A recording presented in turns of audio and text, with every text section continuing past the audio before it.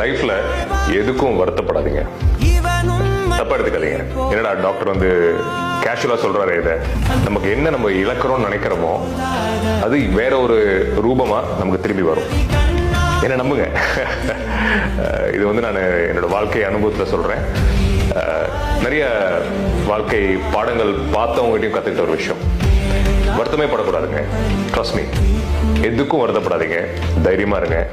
நீங்க எதை இழந்துட்டேன்னு நினைக்கிறீங்களோ அது வேற ஒரு ரூபத்துல இன்னும் அழகான ஒரு விதமா உங்களுக்கு வரும். அது மனிதர்கள், வேலை, சொத்து, காசு, பணம், எதுவும் ஒன்றும் இருக்கட்டும். நிம்மதி இழந்துட்டேன்னு நினைச்சா கூட அதுவும் வேற ஒரு ரூபத்துல திரும்பி வரும்.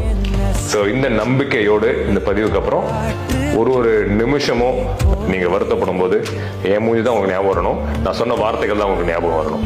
கண்டிப்பா உங்க வாழ்க்கை ரொம்ப நல்லா இருக்கும். நம்புங்க, இது உண்மையான வாழ்க்கை பாடம்.